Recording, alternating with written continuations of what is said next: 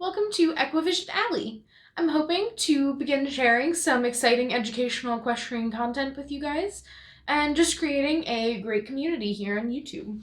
I've seen a ton of negativity in the equestrian community lately, and I'm hoping to dispel that, hopefully with some very intriguing topics. Maybe.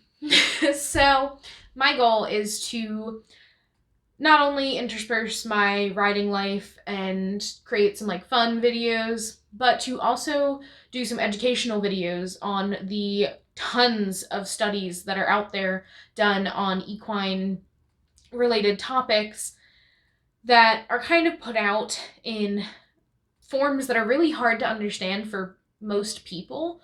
And I want to interpret those so that we can all share this information and learn from it and basically just do what's best for the horses based off of these studies that are helping us learn what's really going on with them. So, with that being said, I would like to do some introductions. I'll start with myself. I'm Allie. I am a hunter jumper for the most part, but I do a little bit of everything. I've ridden for 12 years, so about ? I've lost track, if I'm honest. And in that time, I've done a lot of things, a lot of different disciplines. I've learned a lot of things. I've changed a lot of my training techniques and stuff like that. So I actually have 2 horses. They're both amazing. That's kind of just my opinion, but you'll get to make your own opinions after I introduce them. I'm also doing jumpers. One of my horses is a hunter. One of my horses does jumpers. And they're both really good for me. They bring out my confidence. We work really well together. And honestly, that's all that I could ever want. So I will start with introducing Meadow. Meadow is a almost 9-year-old APHA registered paint. So she came into my life because I was looking for a lease horse after another lease of mine had ended, and she popped up on my Facebook feed one day. So I went out and checked her out and decided to lease her. So at the very beginning of our lease, she was a little bit skinny, but it was in the awkward growing. She was 5 at the time. It was in that kind of awkward little she needs to fill out a little bit way. So I kind of wrote it off. And the owner had just moved all her horses to this pasture. So I didn't really it wasn't anything that bothered me. As the months went on, she actually got skinnier. I was buying feed, but it seemed like she just wasn't thriving. I didn't feel like there was anything more I could do as her leaser. I just was buying feed. That was all that I felt like I could do. And I was going out there and giving her mashes and stuff and really trying to help her out. And eventually her owner came up to me and asked me if I wanted her. And it was because the owner wanted her to go somewhere where the horse would be happy instead of just getting rid of her to somebody who may or may not work well with her, because Meadow's opinionated. And so after that point, when she was officially mine, I moved her to a different pasture and she began to thrive. And she got fat very quickly. So then I had to take her off all the grain, and she's now on a ration balancer because she can't have grain because she's a chunky monkey. So she's a really good horse. She's my jumper. She started out pretty green when I first got her. She was a good horse, but she's very opinionated, like I said. And I kind of discovered that the way around her opinionated self is to ask instead of tell. And so with that being said, I've kind of really adjusted my riding style to be hey, let's do this. And instead of being hey, we are doing this. And it's really actually decreased the fight response in a lot of the problem horses that I've worked with to work that way, which is kind of awesome to me to have discovered that hey, if you're just hey, let's do this, let's work as a team. All of a sudden the horses are yeah, that's actually easier than fighting. Yeah, sure. Let's do this. And so with her, eventually I've had her 3 years, almost 3 years. About a year and a half into owning her, I saw GT's ad get posted. GT was actually a horse that I used to ride in my trainer's lesson program, and I dreamed of owning him when I was lessoning on him. I always told myself that I wasn't like too interested in geldings, but like this is one that I was like, I love him. I would tell my mother about him, my best friend about him, my boyfriend about him, just talk for hours about him. So when his ad first got posted up, I couldn't afford him. So I didn't even like contact and wasn't gonna be a tire kicker. And then his post got taken down like a few days later, and I was brokenhearted. I was like, oh, I just missed my chance, didn't I? Like, the one that got away. But I kind of consoled myself. I was like, you know your trainer. You know that he went to the best home possible because she would guarantee that. Like, I know this lady. I know for a fact that he would go to the best home and that she would properly vet out this home and make sure that it was the best for him. So a few months down the line, I've actually gotten a better job. Meadow didn't need to have all the maintenance stuff that I had her on.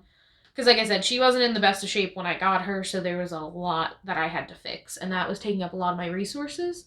So not only did I have a pay increase, I also had a cost decrease, which opened up a ton of money, and GT's ad got posted again. So there goes that money. But jokes aside, I was in Kohl's with my mother and my sister, and his ad gets posted, and my mom's like, sweetie, you have to do this. Like, you were brokenhearted after the first time. Like, at a minimum, reach out to her and see how much he costs. And I was like, he's gonna be out of my budget. Like, I just know it.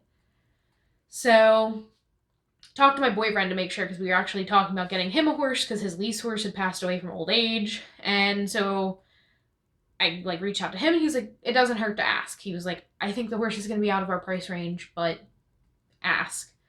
So I call, and my trainer's super happy that I contacted, because she's like, oh my gosh, you've done wonders with Meadow. Like, he would be so happy there.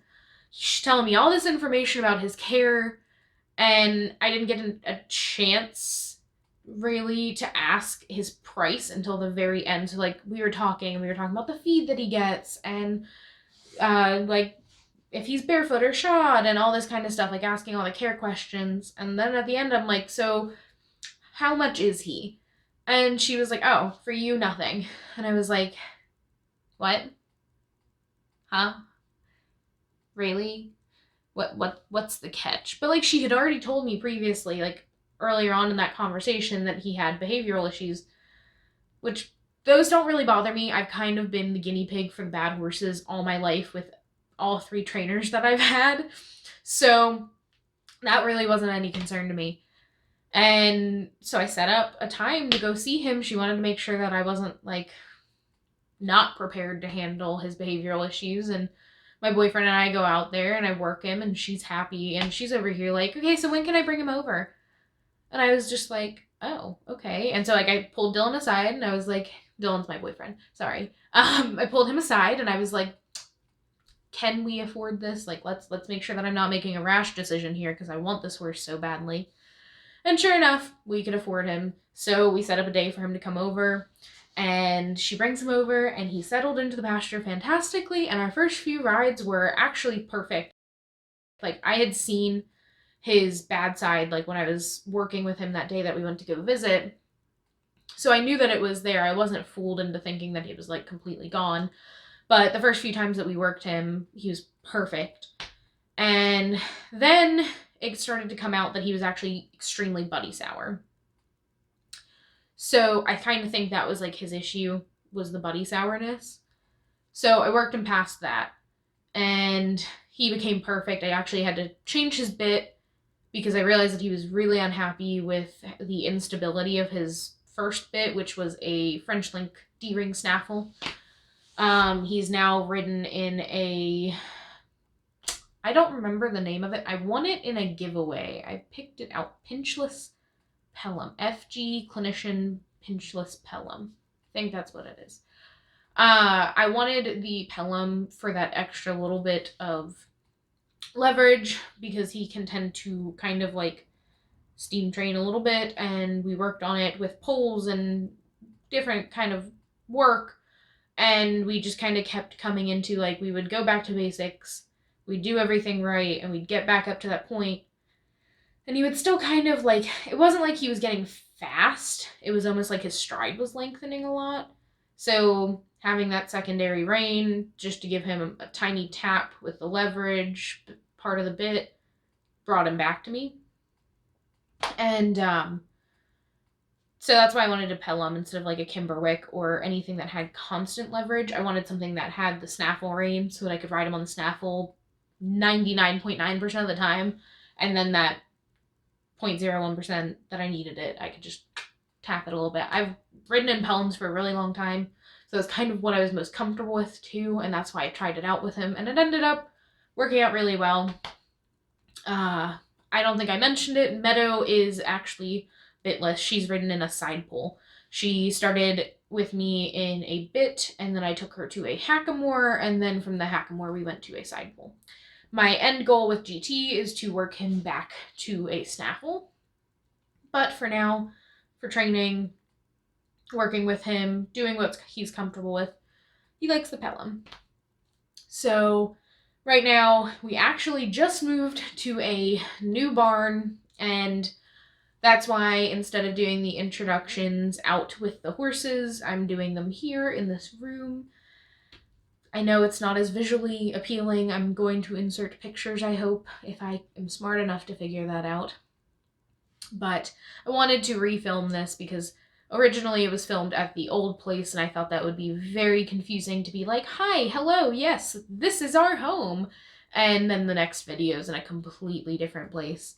So I wanted to refilm it, and this is my only opportunity because we are about to get, like, endless days of bad weather. And so the new barn is fantastic, but it's kind of brought out GT's buddy sourness. So we're going to work through that again. And I will do an educational video on how I work through his buddy sourness. And then I'll also show him riding and working once we're past it at a later date. Because knowing him, it's going to be at least a week before I see any sort of, like, significant improvement. I've already seen, like, little bits of improvement. Like today, he actually ate his food when Meadow was away, when the day before he wouldn't even eat because he was just so frazzled. We're working on it. We got this. I knew his issues when I got him. They don't bother me. So with that being said, I am done rambling. I am a rambler. I'm also a hand talker. I hope that doesn't bother anybody. If it does, feel free to tell me. I don't think I can change, but, you know, maybe just being cognizant of it will help. I don't know. So if you guys could leave a like, if you guys could comment, and if you guys could subscribe, that would be fantastic because I want to build this community with you. And I will see you guys in the next video. Bye!